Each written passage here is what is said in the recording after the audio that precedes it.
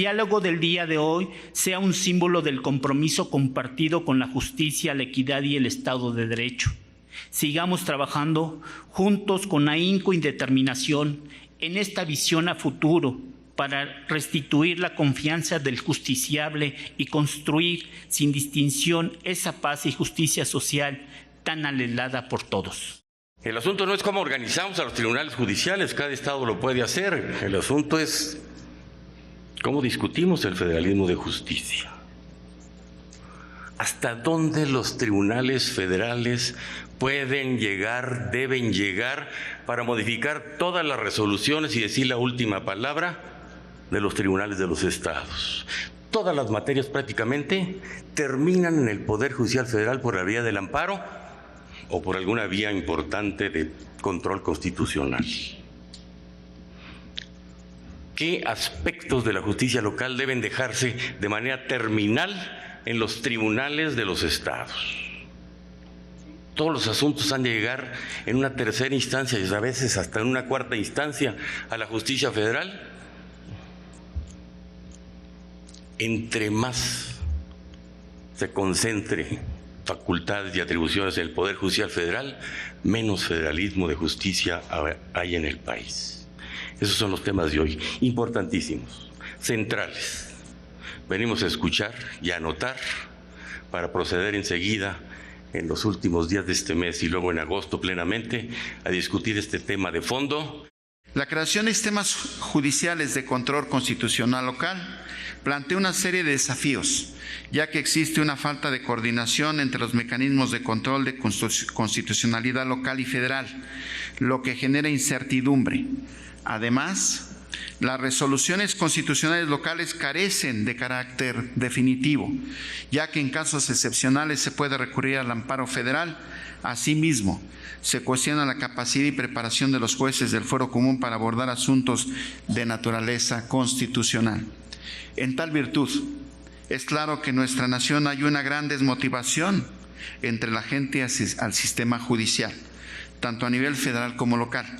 Esto se refleja en que cada vez menos personas acuden a tribunales para resolver controversias o problemas legales, y eso no lo digo yo, lo dicen las estadísticas. Es necesario reestructurar los sistemas judiciales estatales y el método para seleccionar a los jueces, lo que implica que los jueces locales sean elegidos por voto popular a partir de un grupo de candidatos previamente seleccionados por los poderes ejecutivo, legislativo y judicial, con el fin de garantizar la pluralidad de la elección, pero sobre todo la exigencia del pueblo. No podemos mirar con el mismo lente a la justicia local y a la justicia federal.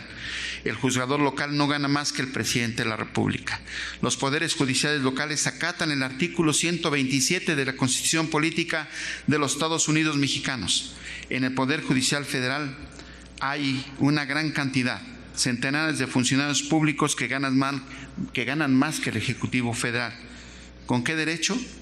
¿De dónde derivan los privilegios? En un país donde hay más de 50 millones de personas que viven en pobreza, el juzgador local resuelve alrededor de 2.300.000 juicios al año en materia familiar, civil, mercantil y penal. Eso es justicia cotidiana. La justicia que es cercana a la gente, la que resuelve los problemas día con día. ¿Cuántos juicios conoce el Poder Judicial Federal? La quinta o sexta parte de lo mencionado. ¿Por qué desde el Poder Judicial Federal insisten en echar culpa a muchos legisladores locales? ¿Por qué insisten? En pleno siglo XXI, a más de 100 años de ser vigente nuestra Carta Magna, no encuentra justificación alguna el que exista un tribunal federal rico y 32 tribunales locales pobres. Ya encontramos, por lo que hace a la modificación de la estructura de la Suprema Corte, su conformación y el procedimiento y método electivo, que ya hay prácticamente ya no hay discusión. Hay una aceptación porque ha sido sensible la Comisión de Puntos Constitucionales y de manera compartida con la Cámara de Senadores y en la permanente, de que tiene que haber gradualidad en el proceso. Segundo, que se tienen que respetar los derechos adquiridos de todos los trabajadores del Poder Judicial.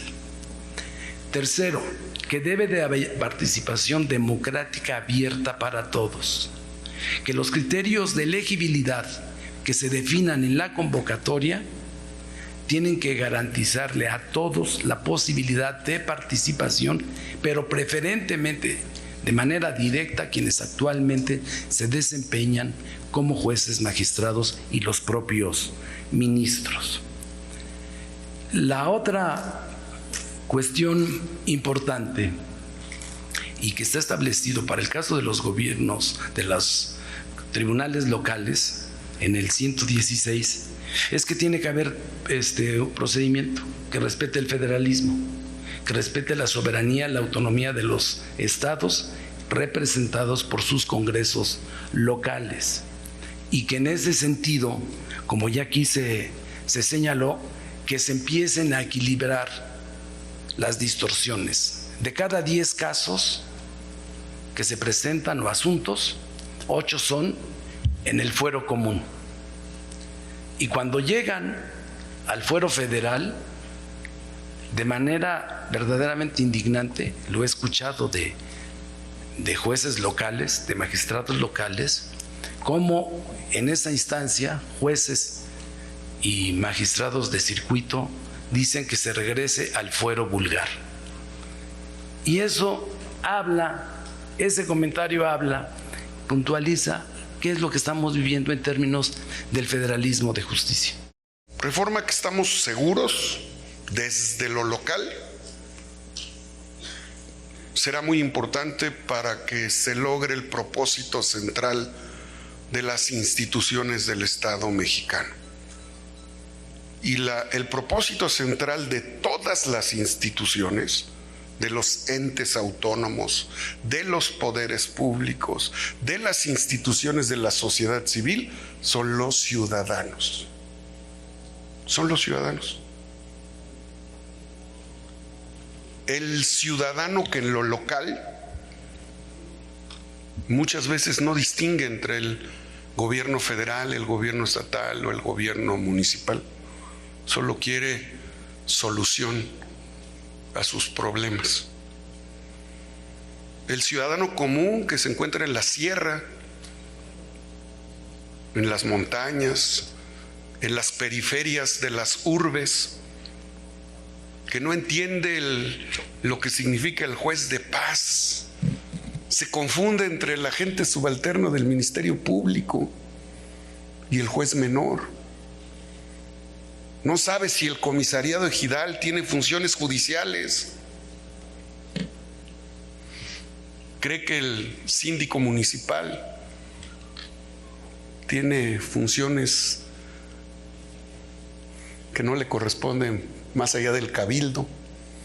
Y esa es la parte central que no debemos de perder.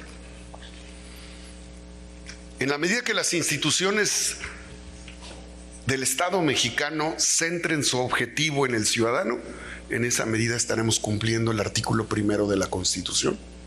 Artículo 1, que mandata a toda autoridad a cumplir, promover, hacer que los derechos sociales sean una realidad para el ciudadano. Hoy debemos estar conscientes de que nuestro sistema judicial enfrenta numerosos retos. Celebramos que Puebla sea escenario para la discusión de un tema esencial para México, pues sin duda alguna el diálogo abierto, constructivo y participativo contribuye en la construcción de una mejor sociedad. La función judicial representa uno de los caminos más importantes para solucionar conflictos y distender el orden social, de tal suerte que en nuestros días los organismos encargados de impartir justicia deben ofrecer respuestas adecuadas a las legítimas exigencias de la legalidad. Desde la accesibilidad y eficiencia de los procesos judiciales hasta la independencia y transparencia de nuestras instituciones, cada aspecto de nuestra justicia requiere de una revisión exhaustiva y de propuestas innovadoras.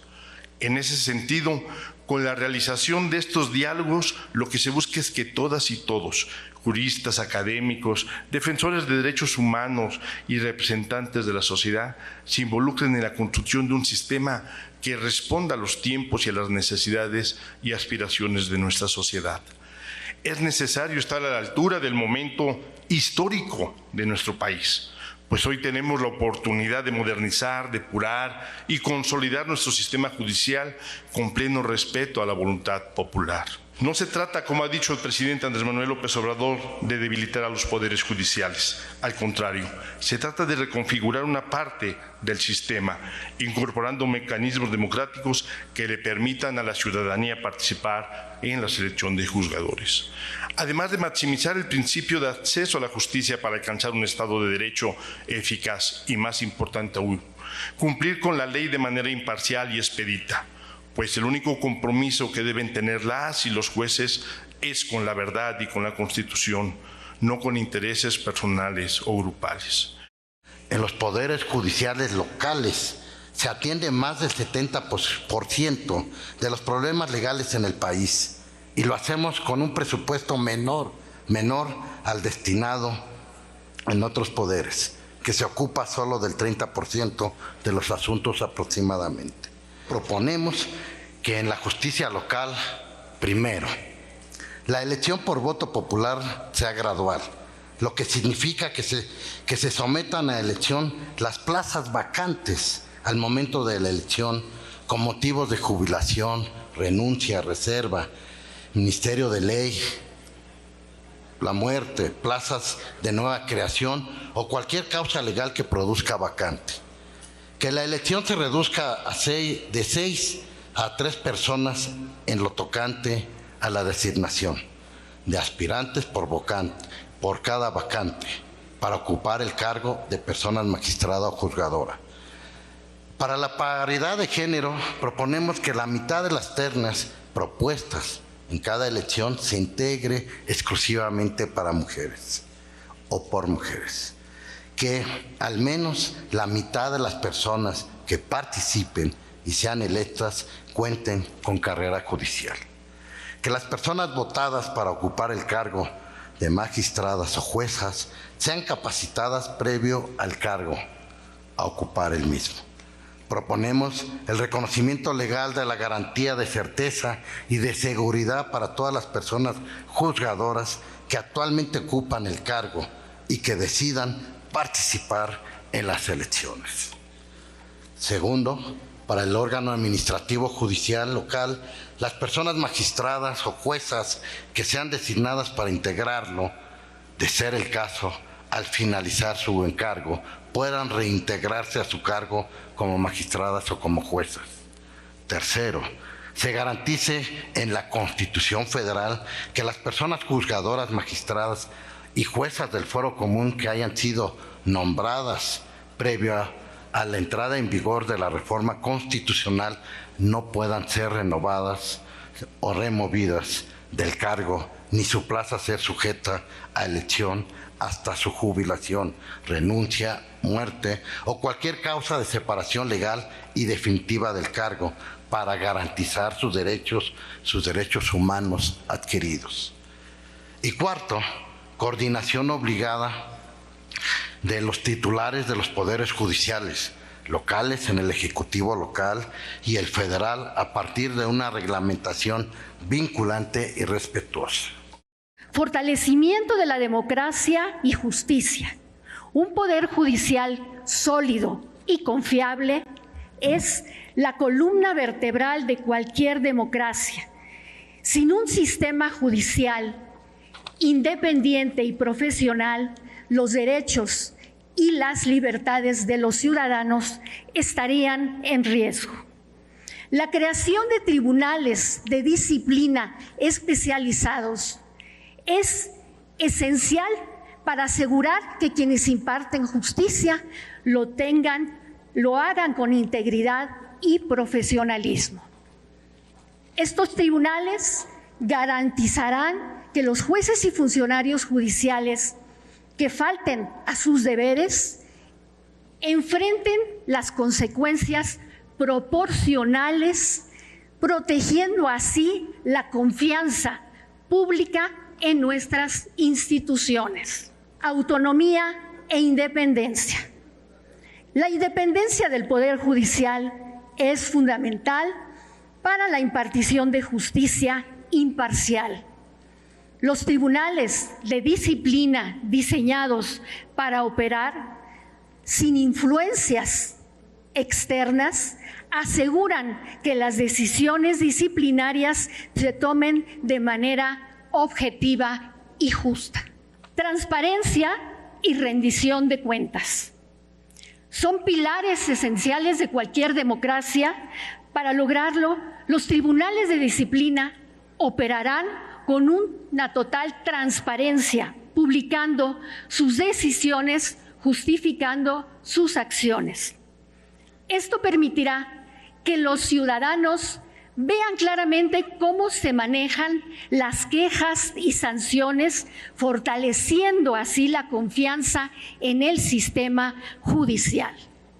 Creo firmemente que debe transitarse en los estados en donde aún no suceda esto a un sistema de carrera judicial, es decir, evitar que los titulares de poderes ejecutivos locales, en los casos que así suceda, designan de manera directa a jueces y juezas sin una justificación objetiva, y se busque el camino hacia los concursos de oposición internos dentro de las propias judicaturas locales. La elección popular de juzgadores no solucionará, en mi humilde opinión, las problemáticas existentes en ninguno de sus niveles. Por el contrario, es muy probable afecte la calidad de la justicia y la independencia. Otra arista que debe atacar la reforma, como dije, es la relativa al abatimiento del rezago y los plazos de resolución de casos.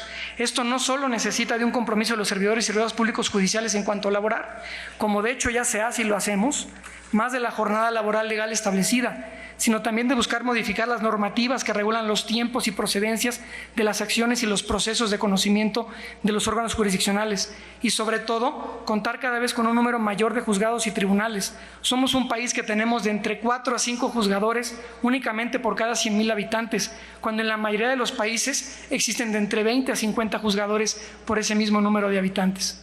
En la actualidad, los poderes judiciales de todos los países enfrentan grandes retos, todos ellos similares y acorde a sus problemáticas sociales particulares. El Estado mexicano, además de no ser la excepción, requiere en estos momentos un poder judicial moderno, dinámico, sensible, profesional y autónomo, alejado de influencias ajenas a las de la propia función jurisdiccional, sin sucumbir a presiones exógenas de ningún tipo que lo lleven a desviar el rumbo de la justicia, que es precisamente ante los poderes judiciales locales en donde se ventila la gran mayoría de los asuntos que cotidianamente aquejan a la sociedad, teniendo la importante labor de administrar justicia de primera mano, en ocasiones sin los recursos necesarios para realizarlo, encontrándose también rebasados por la cantidad de asuntos que día a día se judicializan en nuestro país. Por lo que resulta fundamental fortalecer de manera real a los poderes judiciales locales, dotándolos de más recursos económicos, materiales, tecnológicos e institucionales que permitan ofrecer a los justiciables un servicio digno, dando solución así a las problemáticas planteadas en el día a día. Desarrollar una política anticorrupción en poderes judiciales estatales, y esto implicaría separar todo lo que tiene que ver con responsabilidades administrativas de las penales, y en ese sentido creo que la iniciativa pues sí tiene una gran eficiencia porque deja en un solo órgano la investigación y la persecución tanto de responsabilidades administrativas como penales. Antes que todo, creo que es indispensable que se definan los perfiles del personal judicial, y me refiero no solo a jueces, sino también a todo el personal de carácter administrativo. Fortalecer cómo se organizan los concursos de oposición, y en ese sentido, por ejemplo, creemos que hay una propuesta interesante en la iniciativa en lo que se refiere a la escuela de formación profesional, ¿no? si tuviéramos un estándar nacional de cómo tendrían que ser estos perfiles, estos concursos, creo que iríamos un paso más adelante, ¿no? Fortalecer el servicio de carrera en función de la evaluación del desempeño, no de la popularidad de las personas. Lo que proponemos es retomar y enarbolar lo que implica la implementación de la justicia cívica, discutir la posibilidad, por ejemplo, de introducir el tema de jurados, ¿no? Que eso sí permite realmente la participación de la sociedad en determinado tipo de casos, sobre todo a nivel estatal. Como ya lo mencionaba, la separación de funciones administrativas de las jurisdiccionales y una cuestión pues muy importante que siempre se deja de lado es garantizar un presupuesto suficiente para los poderes judiciales estatales. El pueblo ya habló y ya nos dijo qué es lo que espera de nosotras y de nosotros como personas juzgadoras. Pero esto implica muchísimos retos. Implica muchísimos retos porque la impartición de justicia tiene que estar especializada, tiene que ser profesional, no puede ponerse en las manos de personas que no tienen la preparación suficiente. Las vidas de las personas, un reconocimiento de paternidad, una sucesión, una pensión alimenticia que le cambia la vida a toda una familia, o el cumplimiento de un contrato, los derechos laborales, la existencia o no de un delito. De ahí es que los retos son múltiples. Tenemos que juzgar con perspectiva de género, tenemos que juzgar con perspectiva de discapacidad, tenemos que juzgar con perspectiva de migrantes, tenemos que tener los conocimientos necesarios para llevar eso que decimos y que se señala la justicia a la justicia verdadera. Invito a la reflexión acorde a la magnitud de lo que representa la reforma que se pretende, en el sentido de considerar la posibilidad de establecer un esquema de gradualidad para que el relevo de magistradas, magistrados, jueces y jueces en activo, considerando que una sustitución simultánea implica remover y comenzar de nuevo lo que pudiera generar riesgos en la seguridad jurídica, desconfianza en la capacidad y experiencia de quienes ocupen los cargos en cuestión.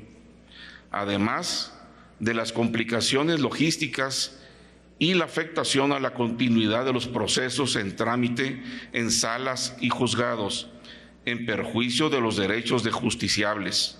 La reforma al Poder Judicial no solo es necesaria, sino exigible desde el propio concepto y alcance de lo que los abogados y juristas conocemos como Estado de Derecho.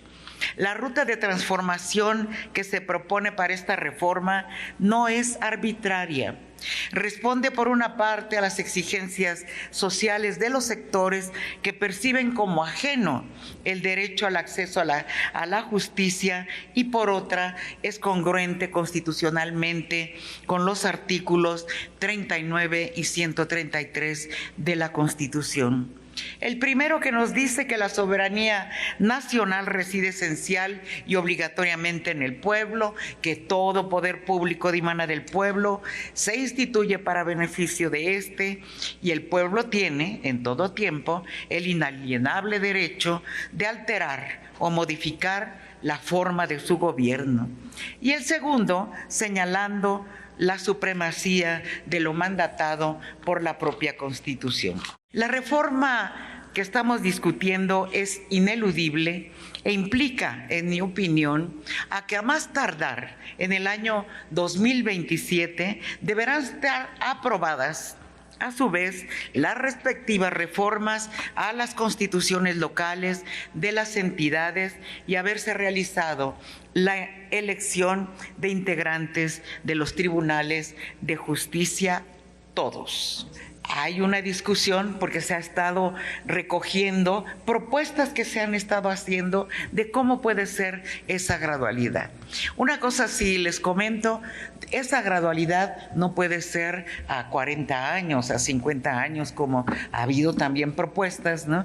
Donde nos dice terminaremos en 2050, ¿no?